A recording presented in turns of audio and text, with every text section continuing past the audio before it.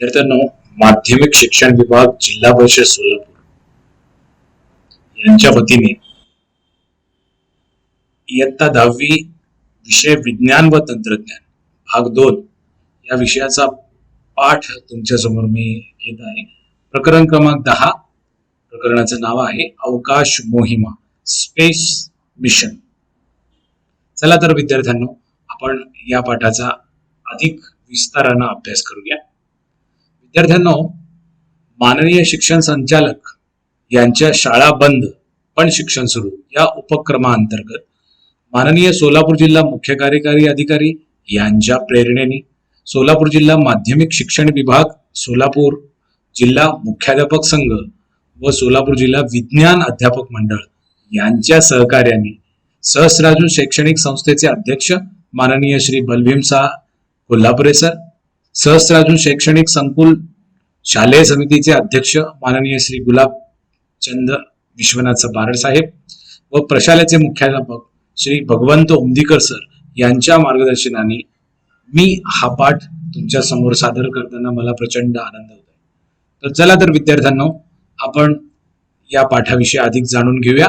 विद्यार्थ्यांनो, आपण या पाठामध्ये वेगवेगळे घटक अभ्यासणार आहोत. या पाठामध्ये आपण अवकाश मोहिमा कोणकोणत्या आहेत याविषयी आपण जाणून घेणार आहोत. आणि या पाठामध्ये कृत्रिम उपग्रह कोणती, ज्याला आपण आर्टिफिशियल सॅटेलाइट म्हणतो, तर ती कृत्रिम उपग्रह कोणती याविषयी अधिक विस्ताराने जाणून घेणार आहोत. आणि या कृत्रिम उपग्रहाचे वर्गीकरण कसे केले जाते याविषयी आपण जाणून घेणार आहोत. आणि कृत्रिम उपग्रहाच्या भ्रमण कक्षा कोणकोणत्या आहेत. विद्यार्थ्यांनो, भ्रमण कक्षा म्हणजे पृथ्वीभोवती फिरताना वेगवेगळ्या विशिष्ट अशा कक्षेमध्ये हे उपग्रह फिरत असतात, तर त्याच्या भ्रमण कक्षा कोणत्या आहेत हे आपण जाणून घेणार आहोत.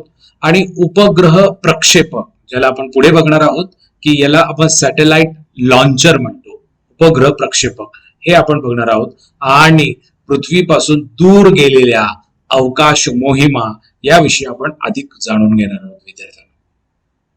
विद्यार्थ्यांनो, थोडस आठवा की मागच्या इयत्तेमध्ये जेव्हा तुम्ही 9वीला होता त्यावेळेस अवकाश आणि आकाश याविषयी थोडस तुम्ही जाणून घेतलेलं आहे. तर थोडस आठवा की अवकाश व आकाश यात काय फरक आहे. विद्यार्थ्यांनो, तुम्हाला माहिती आहे की आकाशामध्ये जो आकाशाचा रंग निळा दिसतो, याचं कारण असं आहे की सूर्यप्रकाशामध्ये सप्तरंग असतात. हे माहिती आहे तुम्हाला की त्या सप्तरंगामधला सगळे रंग शोषून घेतले जातात आणि जो निळा रंग आहे, आकाशात निळ्या रंगाचे विकिरण, स्कॅटरिंग ऑफ लाईट, इतर रंगाच्या मानाने जास्त होते, म्हणून आकाश निळे दिसते. विद्यार्थ्यांनो, दिवसा हे आपल्याला आकाश निळ्या रंगाचं दिसतं आणि रात्री मात्र हे निळ्या रंगाचा आकाश दिसत नाही आपल्याला.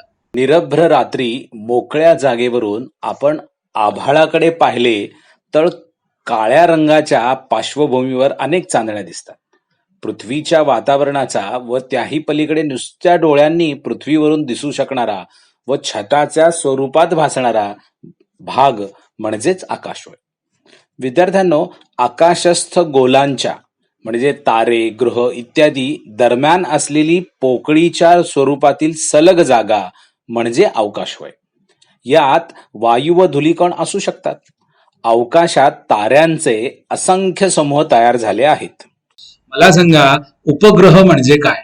म्हणजे असं हे यंत्र आहे की जे एका ग्रहाभोवती फिरणार अशी ही खगोलीय वस्तू आहे, जे नैसर्गिक पण असतं आणि कृत्रिम पण असतं. हे आपण पुढे बघणारच आहोत. पृथ्वीला किती नैसर्गिक उपग्रह आहेत. विद्यार्थ्यांना आपल्याला सध्या माहिती आहे की हा जो इथे जे आकृती दिसतीये म्हणजे चित्र दिसतंय, तर ते चंद्र म्हणजे पृथ्वीचा नैसर्गिक उपग्रह आहे, त्याला आपण नॅचरल सॅटेलाइट म्हणतो. तर हा पृथ्वीचा चंद्र हा नैसर्गिक उपग्रह आहे. विद्यार्थ्यांनो, आपण जाणून घेणार आहे आता की अवकाश मोहिमा कोणकोणत्या आहेत, स्पेस मिशन कोणकोणत्या आहेत. विद्यार्थ्यांनो, तंत्रज्ञानात विशेषतः अवकाश तंत्रज्ञानात झालेल्या प्रगतीमुळे 20व्या शतकाच्या उत्तरार्धामध्ये अवकाश यानांची निर्मिती केली गेली. मला सांगा, हे अवकाशयानांची निर्मिती केली गेली त्यामुळे अवकाश यात्रा हे करणं सोपं झालं. तेव्हापासून हजारो कृत्रिम उपग्रह पृथ्वीभोवती परिक्रमा करण्यासाठी विशिष्ट कक्षामध्ये अवकाशामध्ये प्रस्थापित केले गेले आहेत. हे लक्षात येतं विद्यार्थ्यांनो? मला सांगा, सूर्यमालेतील विशिष्ट घटकांचा, यामुळे काय झालं, या अवकाश मोहिमेमुळे आपल्याला सूर्यमालेतील विविध घटकांचा जवळून अभ्यास करण्यासाठी विशिष्ट अशी यंत्रे सूर्यमालेतील विविध घटकांकडे पाठवून अवकाश संशोधन मोहिमा राबवल्या गेल्या. तर याच पाठामध्ये आपण याच विषयी, अवकाश मोहिमाविषयी आणि इतर घटकांविषयी आपण या पाठामध्ये अधिक जाणून घेणार आहोत. विद्यार्थ्यांनो, उद्दिष्टानुसार अवकाश मोहिमांचे 2 प्रकारामध्ये वर्गीकरण केलं जातं. आलं लक्षात?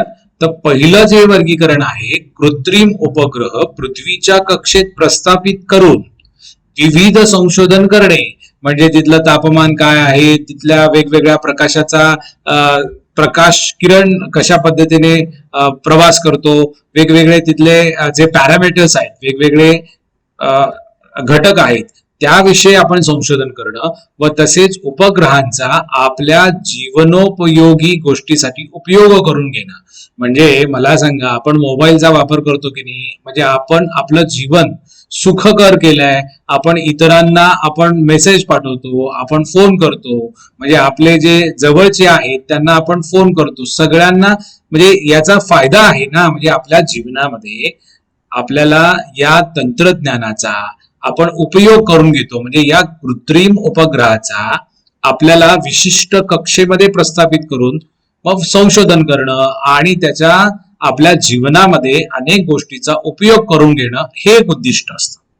विद्यार्थ्यांना आता दुसरं उद्दिष्ट असं आहे की सौरमंडलातील वा त्या बाहेरील विविध घटकांकडे अवकाशयान पाठवून त्या घटकांचे जवळून निरीक्षण करणे व त्यांना जाणून घेणे.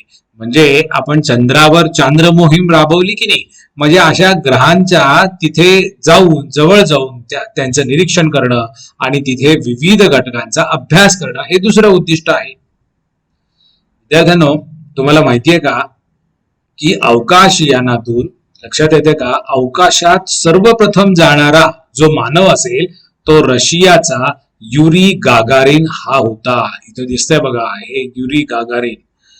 त्यांनी 1961 मध्ये पृथ्वीची प्रदक्षिणा केली, म्हणजे पृथ्वीची परिक्रमा केली. सर्वप्रथम चंद्रावर पाऊल ठेवणारी व्यक्ती. लक्षात येते का मुलांनो? बघा, या व्यक्तीचं हे चित्र इथं दिसतंय.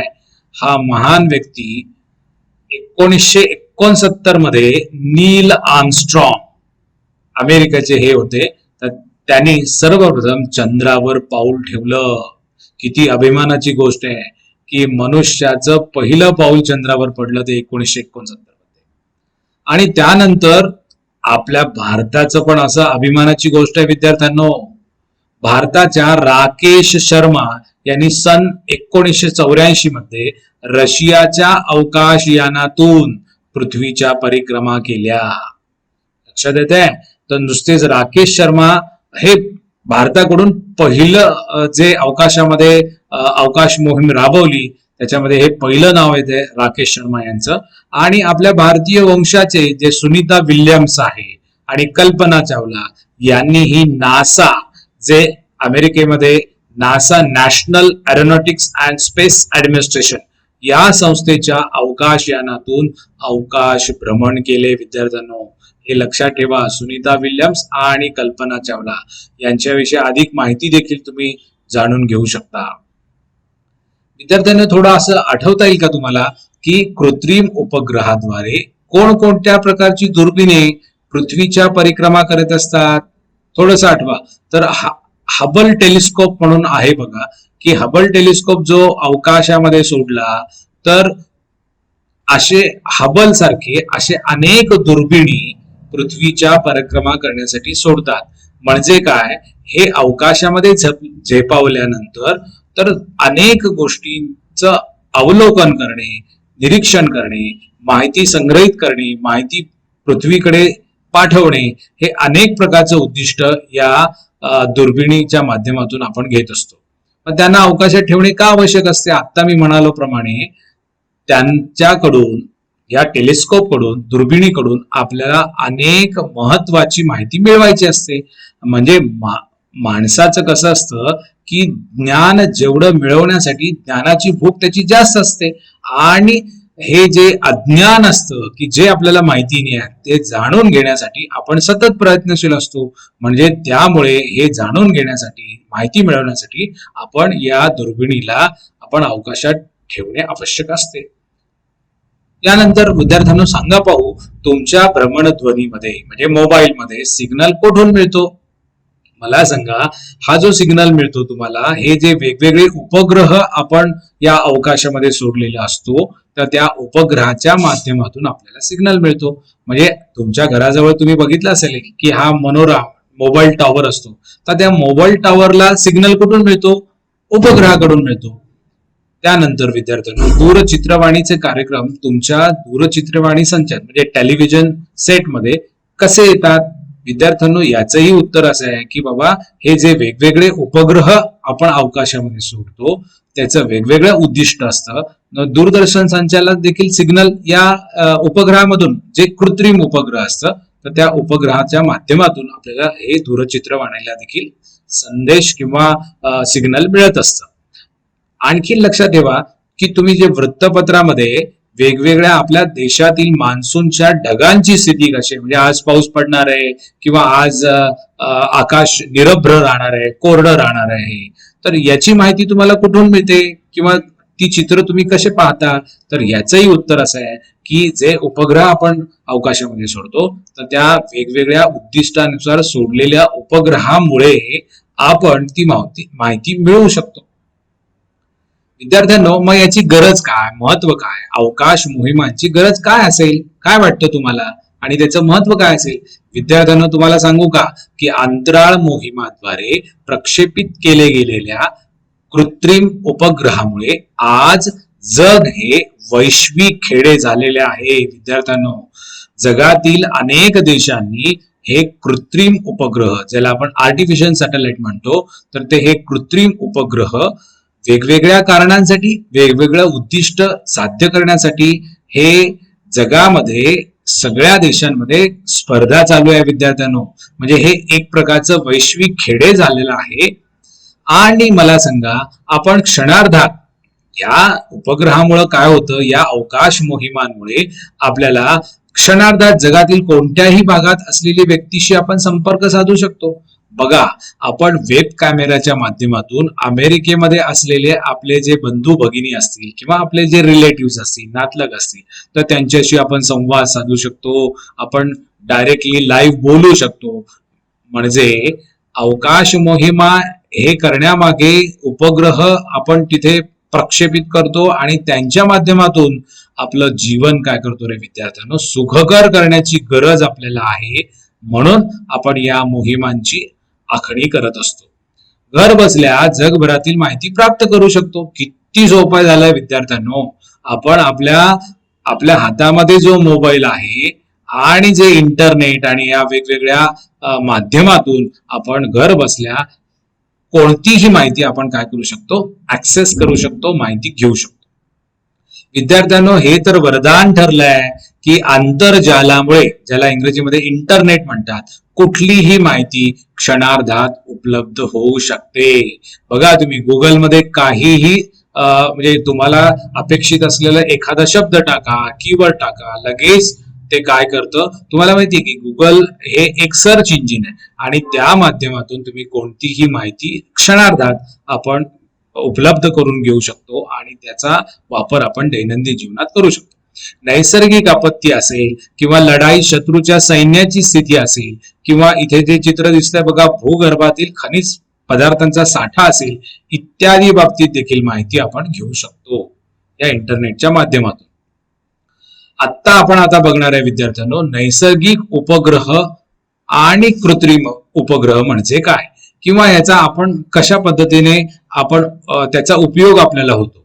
मला सांगा, नैसर्गिक उपग्रह, याला आपण नॅचरल सॅटेलाइट म्हणतो, की नैसर्गिक उपग्रह म्हणजे पृथ्वीच्या किंवा एखाद्या ग्रहांची नियमित कक्षेत परिक्रमा करणारी खगोलीय वस्तू होय. म्हणजे तुम्हाला माहितीये की हा जो चंद्र आहे तो पृथ्वीच्या भोवती फिरतो की नाही, असं त्याची परिक्रमा करत असतो. म्हणजे अशी वस्तू की जी नियमित कक्षेमध्ये, नेमून दिलेल्या कक्षेमध्ये ती काय करते, परिक्रमा करते. अशी जी खगोलीय वस्तू आहे त्याला म्हणायचं नैसर्गिक उपग्रह. आलं का लक्षात? मग चंद्र हा पृथ्वीचा एकमेव नैसर्गिक उपग्रह आहे हे माहितीये तुम्हाला. सौरमंडलातील इतर काही ग्रहांना एकाहून अधिक नैसर्गिक उपग्रह आहेत विद्यार्थ्यांनो. पृथ्वीला चंद्र हा जरी आपल्याला दिसला, चंद्र हा एक नैसर्गिक उपग्रह आहे, पण वेगवेगळे जे ग्रह आहेत त्यांना देखील अनेक चंद्र आहेत, त्यांचे उपग्रह आहेत, अनेक उपग्रह आहेत वेगवेगळ्या ग्रहांना. हे अधिक जाणून घेतल्यानंतर विद्यार्थ्यांनो काय तुम्हाला किती उत्सुकता वाटेल की नाही, तर याचा अधिक तुम्ही अभ्यास करू शकता आणि ही माहिती मिळवू शकता. आता यानंतर आपण बघणार आहे कृत्रिम उपग्रह, ज्याला आपण आर्टिफिशियल सॅटेलाइट म्हणतो. हे नैसर्गिक उपग्रहामध्ये एखादी ग्रहाची नियमित, आता मी म्हणालो प्रमाणे, ही परिक्रमा करणारी खगोलीय वस्तू.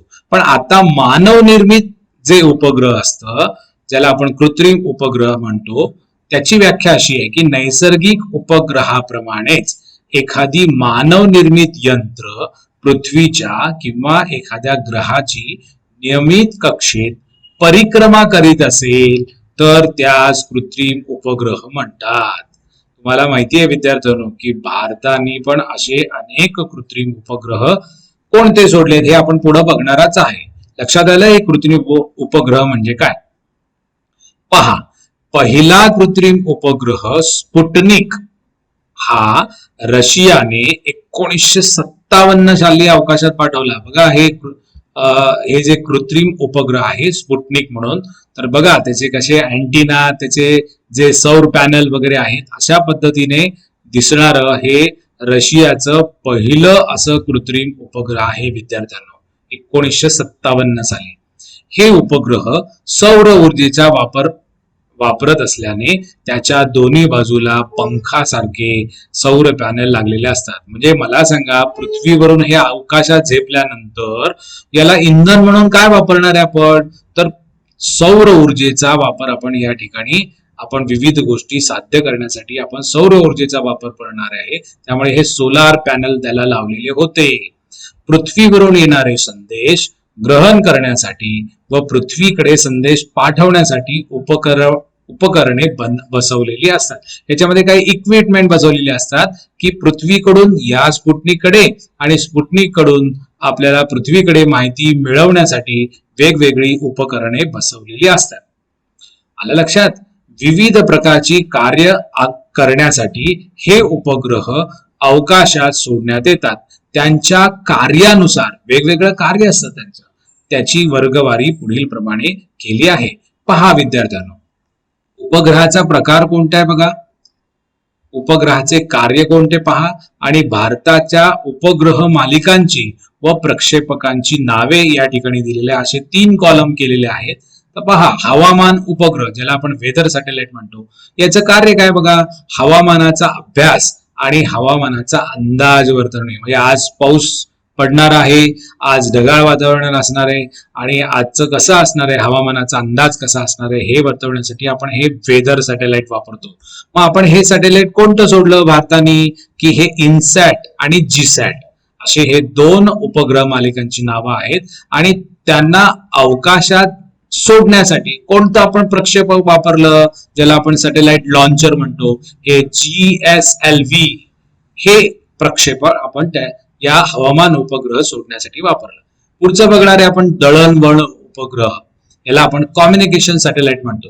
मग ह्याचं कार्य काय आहे मुलांनो, जगभरातील वेगवेगळ्या प्रदेशामध्ये विशिष्ट लहरीद्वारे, म्हणजे वेव्हज असतात, विशिष्ट लहरीद्वारे संपर्क प्रस्थापित करणे, म्हणजे कम्युनिकेशन, संपर्क प्रस्थापित करणे. मग ह्याला कोणतं उपग्रह मालिका कोणती, की इनसॅट आणि जीसॅट, हे सुद्धा तेच आहे. आणि त्याचा प्रक्षेपक कुठला आहे, GSLV. विद्यार्थ्यांनो, पुढचा जो आहे उपग्रह ध्वनी चित्र प्रक्षेपक उपग्रह, ज्याला आपण ब्रॉडकास्ट सॅटेलाइट म्हणतो, तर दूरचित्रवाणी कार्यक्रम प्रक्षेपित करणे. आपण आधी बघितलं की नाही की दूरचित्रवाणीवर कसे कार्यक्रम दिसतात, कसं चित्र दिसतं, तर हे सॅटेलाइट सोडलेलं असतं, याला ब्रॉडकास्टिंग सॅटेलाइट म्हणतो. आणि त्याच्या सॅटेलाइटची जी मालिका आहे ते इन्सॅट आणि जीसॅट, त्याचा सुद्धा प्रक्षेपक GSLV आहे. आता मला सांगा, दिशादर्शक उपग्रह नॅव्हिगेशन सॅटेलाइट म्हणतो. मला सांगा, तुमच्या मोबाईलमध्ये सुद्धा ते नॅव्हिगेशन असतं बघा. आलं का लक्षात की पृथ्वीवरील कुठल्याही ठिकाणाचे भौगोलिक स्थान म्हणजे त्या स्थानांचे अत्यंत अचूक असे अक्षांश व रेखांश, ज्याला आपण लॅटिट्यूड आणि लॉन्जिट्यूड म्हणतो, निश्चित करणं. मग ह्याचा जो उपग्रहाची मालिका IRNSS आणि प्रक्षेपक होता PSLV. लक्षात येते विद्यार्थ्यांनो. पुढचं आहे मिलिटरी सॅटेलाइट, ज्याला आपण सैनिकी उपग्रह. मग सैनिकी उपग्रहामध्ये काय कार्य असतं त्याचं, की संरक्षण दृष्टिकोनातून भूप्रदेशावरील माहिती संकलन करणे.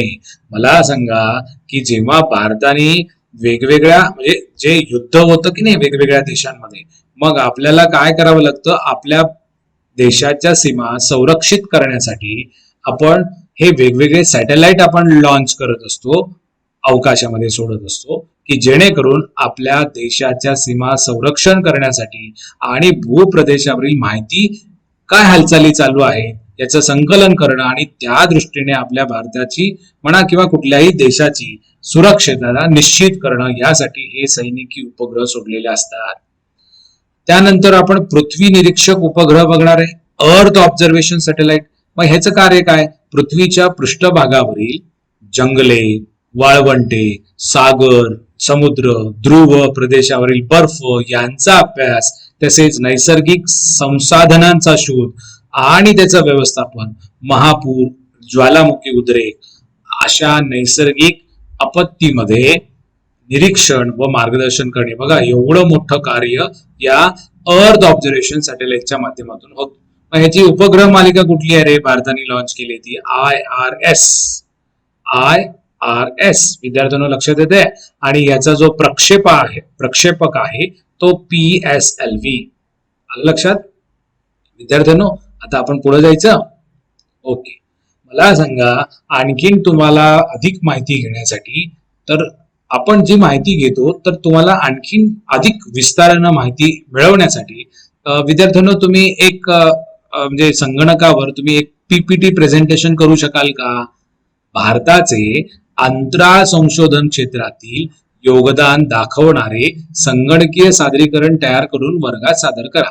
म्हणजे तुम्ही काय करू शकता, हे जे आता आपण इन्सॅट, जीसॅट, IRNSS बघितलं, IRS बघितलं, GSLV, PSLV, म्हणजे मला सांगा या सगळ्या संबंधीची माहिती तुम्ही संकलित करू शकता, युट्यूबवर बघू शकता, गुगलवर सर्च करू शकता. त्याचे इमेजेस असतात, त्याच्या प्रतिमा, त्याचं चलतचित्र, त्याचे व्हिडिओ तुम्ही डाउनलोड करून एखादं PPT प्रेझेंटेशन करू शकाल. विद्यार्थ्यांनो पहा, इन्सॅट म्हणजे काय की इंडियन नॅशनल सॅटेलाइट, GSAT म्हणजे काय, जिओ सिंक्रोनस सॅटेलाइट. नंतर IRNSS म्हणजे Indian regional navigation satellite system. आलं लक्षात. नंतर IRS म्हणजे इंडियन रिमोट सेन्सिंग सॅटेलाइट, म्हणजे दूरवरच आपल्याला जी माहिती हवी असते, की जी माहिती आपल्याला अत्यंत दूरवरून सुद्धा मिळू शकते, तर हे सॅटेलाइट काम करत असतं. नंतर GSLV म्हणजे Jio synchronous satellite launch vehicle. हे लॉन्च व्हेइकल म्हणजे उपग्रह प्रक्षेपक आहे बघा, हे दोन्ही पण. नंतर GSLV म्हणजे पोलार सॅटेलाइट लॉन्च व्हेइकल. लक्षात. हे अशा पद्धतीने असतं बघा, हे PSLV आणि GSLV. लक्षात. हे सॅटेलाइट आहे बघा, की जे अवकाशामध्ये आपण काय करतो, त्याला प्रक्षेपित करतो. लक्षात. मुलांनो, हे दोन इथे हे दिलेले आहेत, वेब ऍड्रेस आहेत, तर हे व्हिडिओ पहा आणि इतरांना पण पाठवा. इथे हे तुम्ही जर टाईप केलं युट्यूब मध्ये, हे जे वेब ऍड्रेस आहे, तर तुम्ही काय करू शकाल, याच्या माध्यमातून तुम्ही व्हिडिओ पाहू शकाल आणि तुम्ही अधिक माहिती घेऊन तुम्ही या PPT मध्ये सुद्धा इन्क्लूड करू शकता, त्याच्यामध्ये समाविष्ट करू शकता. की नाही विद्यार्थ्यांना आपण बघणार आहोत पुढील भाग, कृत्रिम उपग्रहाच्या भ्रमण कक्षा म्हणजे ऑर्बिट्स ऑफ आर्टिफिशियल सॅटेलाइट. मी म्हणालो तुम्हाला की एखादा उपग्रह नियमित किंवा ठराविक कक्षेमध्ये आपण फिरवत असतो. म्हणजे आता इथं बघा, म्हणजे आकृतीचं आपण बघूया. इथं पृथ्वीची त्रिज्या आलं लक्षात. तर इथून या हाईट पर्यंत या उंचीपर्यंत इथं हे उपग्रह अशा या दिलेल्या नियमित अशा दिलेल्या कक्षेमध्ये ते फिरत असतं. आलं लक्षात. तर उपग्रहाची भ्रमण कक्षा लक्षात येते इथं. म्हणजे कृत्रिम उपग्रहाची भ्रमण कक्षा हे या पद्धतीनं तुमच्या लक्षात येत असेल. इथं अजून एक चित्र दिसतंय बघा की ही पृथ्वी आहे. मला सांगा, हे वेगवेगळे त्याच्या दिशा इथे दिसत आहेत. आपण त्याविषयी अधिक जाणून घेऊया. मला सांगा, सर्व उपग्रह एकसारख्या कक्षामध्ये पृथ्वीभोवती भ्रमण करीत नाहीत. मला सांगा, हा सॅटेलाइट असा फिरत असेल, हा सॅटेलाइट या पद्धतीने फिरत असेल आणि आणखीन दुसरा सॅटेलाइट या पद्धतीने फिरत असेल. म्हणजे त्यांची भ्रमण कक्षा ही वेगवेगळी असते. हे लक्षात येतं तुमच्या. ओके. आणखीन काय की कृत्रिम उपग्रहाच्या भ्रमण कक्षेची भूपृष्ठापासूनची उंची किती असावी? विषुववृत्ताला समांतर असावी की विषुववृत्ताशी कोण करणारी असावी? या सर्व गोष्टी उपग्रहाच्या कार्यानुसार ठरतात. म्हणजे आपल्याला आपलं कार्य काय आहे, आपलं कोणतं कार्य त्या उपग्रहाकडून आपण घेणार आहे, त्यामुळे आपण त्याची उंची विषुववृत्ताला समांतर आहे का कोण करणारी आहे, त्या सगळ्या गोष्टीचा विचार करून आपण त्यांची उंची ठरवत असतो. उद्दिष्टानुसार आपण उंची त्याची ठरवत असतो. आलं लक्षात विद्यार्थ्यांनो. मला सांगा, भूपृष्ठापासून विशिष्ट उंचीवर फिरते ठेवण्यासाठी उपग्रहाला उपग्रह प्रक्षेपकामार्फत म्हणजे सॅटेलाइट लॉन्चर त्या उंचीपर्यंत नेण्यात येते. म्हणजे काय, एखादा उपग्रह जर आपल्याला, आता ही पृथ्वीपासून बघा, इथे पृथ्वी आहे, पृथ्वीपासून उंचीपर्यंत इथेपर्यंत आपल्याला सॅटेलाइट आपल्याला पोहोचवायचं आहे. तर त्याला त्या लॉन्चरने म्हणजे प्रक्षेपकाने आपण काय करणार आहे, त्याला सोडणार आहे. मग हे प्रक्षेपित एका ठराविक कक्षेमध्ये त्याला प्रस्थापित करण्यासाठी कक्षेच्या स्पर्श रेषेच्या दिशेने विशिष्ट वेग, याला VC, याला क्रिटिकल व्हेलॉसिटी म्हणतात, दिला जातो. हा वेग मिळताच उपग्रह पृथ्वी भोवती प्रदक्षिणा घालू लागतो. म्हणजे लक्षात घ्या, समजा या पृथ्वीवरून मला हे उपग्रह इथून सोडायचंय.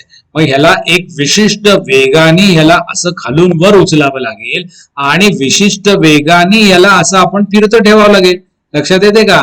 मग हा जो विशिष्ट वेग आहे यालाच आपण VC, लक्षात येते, याला क्रिटिकल व्हेलॉसिटी असं म्हणतो. आणि या विशिष्ट वेगाचं सूत्र आपल्याला काढता येईल का? या वेगाचं सूत्र आपण खालील प्रमाणे काढू शकतो. मला सांगा, हे जे उपग्रह आहे त्याला काहीतरी वस्तुमान असणार आहे.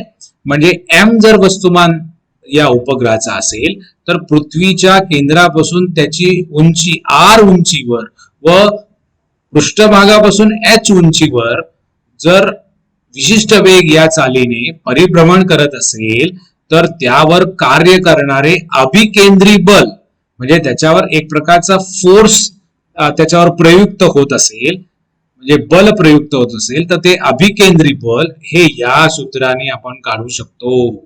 म्हणजे MVC चा वर्ग भागिले R एवढे त्याचे सूत्र असेल. आलं लक्षात विद्यार्थ्यांनो. आता हे अभिकेंद्री बल पृथ्वीचे गुरुत्व प्रदान करते. कळतंय का? गुरुत्वीय बल प्रदान करते. म्हणून अभिकेंद्री बल बरोबर पृथ्वी व उपग्रहातील गुरुत्वीय बल, म्हणजे हे समीकरण समान येईल. मग हे समीकरण कसं येईल? आता आपण पाहिलं ते MVC चा वर्ग भागिले हे कॅपिटल R अधिक H म्हणजे उंची आणि बरोबर capital G capital M small m भागिले R अधिक H चा वर्ग. आता याच्यामध्ये जे काय आहे त्याचं इथं या ठिकाणी दिलंय बघा. कॅपिटल G म्हणजे काय? गुरुत्वीय स्थिरांक. त्याची किंमत तुम्हाला माहितीये की 6.67 गुणिले 10⁻11 न्यूटन मीटर स्क्वेअर पर किलोग्राम स्क्वेअर. बरोबर आहे. नंतर कॅपिटल M म्हणजे काय रे? पृथ्वीचे वस्तुमान, हे 6 गुणिले 10⁻24 किलोग्राम. नंतर इथं कॅपिटल R म्हणजे काय रे? पृथ्वीची त्रिज्या. बघा एवढी त्रिज्या आहे पृथ्वीची, 6400 किलोमीटर. नंतर स्मॉल एच म्हणजे काय रे, उपग्रहाची भूपृष्ठापासूनची उंची, आणि आर अधिक एच हे उपग्रहाच्या भ्रमणकक्षेची त्रिज्या. माग आता आपण बघितलं की भ्रमणकक्षेची त्रिज्या. मग मला सांगा, हा VC² याच्यामध्ये डाव्या बाजूला पण स्मॉल एम आहे, उजव्या बाजूला पण स्मॉल आहे, हे दोन्ही एम कॅन्सल होतात, आणि जर तिरकस गुणाकार केल्यानंतर VC चा वर्ग बरोबर GM अपॉन म्हणजे भागिले कॅपिटल R अधिक H, म्हणजे ह्याचं जर वर्गमूळ काढलं तर VC म्हणजे विशिष्ट वेग बरोबर वर्गमूळ चिन्हामध्ये कॅपिटल G कॅपिटल M भागिले R अधिक H हे समीकरण आपल्याला मिळतं. आणि या सूत्रावरून विद्यार्थ्यांनो आपल्याला विशिष्ट वेग VC हा उपग्रहाच्या वस्तुमानावर अवलंबून नसतो. म्हणजे या सूत्रावरून तुम्हाला लक्षात येत आहे की विशिष्ट वेग हा उपग्रहाच्या वस्तुमानावर अवलंबून नसतो. म्हणजे इथं वस्तुमान इथं नाहीच आहे बघा ना. म्हणजे स्मॉल एम म्हणजे काय, त्या उपग्रहाचं वस्तुमान आहे ना. म्हणजे विशिष्ट वेग हा उपग्रहाच्या वस्तुमानावर अवलंबून नसतो, हे लक्षात येतं. लक्षात. आता विद्यार्थ्यांनो आपण बघणार आहे भूपृष्ठापासून कृत्रिम उपग्रहाची भ्रमण कक्षांची उंची किती आहे, त्यावरून सर्वसाधारणपणे कक्षांचे वर्गीकरण केले जाते. मी तुम्हाला सांगितलं की याची भ्रमण कक्षा ही वेगवेगळी असते. आणि मग मला सांगा, पृथ्वीपासून बघा जी उच्च कक्षा असते, इथे दिसते तुम्हाला, याला आपण हाय अर्थ ऑर्बिट्स म्हणतो. ऑर्बिट्स म्हणजे कक्षा. तर भूपृष्ठापासून साधारणपणे 35,780 किलोमीटर पेक्षा जास्त जर उंची असेल उच्च कक्षेचं, तर हे या हाय अर्थ ऑर्बिट मध्ये आपल्याला ती उच्च कक्षा आपण म्हणता येईल. मग अशा प्रकारे ज्या उपग्रह भ्रमण कक्षांची भूपृष्ठापासूनची उंची 35,780 किलोमीटर किंवा जास्त असते, त्या कक्षांना उच्च कक्षा असे म्हणतात. या उंचीवर असणाऱ्या उपग्रहाला पृथ्वीभोवती प्रदक्षिणा पूर्ण करायला जवळपास 24 तास लागतात. म्हणजे पृथ्वीच्या भोवती एक फेरी पूर्ण करण्यासाठी अशा उपग्रहांना 24 तास लागतात. म्हणजे मला सांगा, पृथ्वी सुद्धा स्वतःभोवती फिरायला पण 1 तास म्हणजे 24 तास लागतात.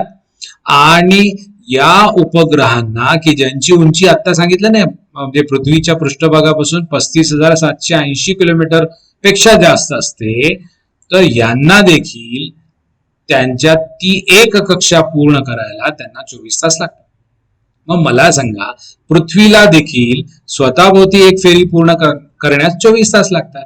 म्हणजे या उपग्रहाची कक्षा जर विषुववृत्ताला समांतर असेल, तर पृथ्वीला स्वतः भोवती परिवलन करण्यास लागणारा कालावधी व उपग्रहाला पृथ्वीभोवती परिभ्रमण करण्यासाठी लागणारा कालावधी एकच असल्याने, बघा ना, दोन्ही पण 24 तासच आहेत ना, एकच असल्याने पृथ्वीच्या सापेक्ष हा उपग्रह अवकाशात जणू काही स्थिर आहे असा भास होतो. म्हणजे दोन्हीचं प्रदक्षिणा घालायचा जो कालावधी आहे तो दोन्हीचा म्हणजे पृथ्वीचा आणि त्या उपग्रहाचा दोन्हीचा समान असल्यामुळे हे जणू अवकाशामध्ये स्थिर आहे असा भास होतो.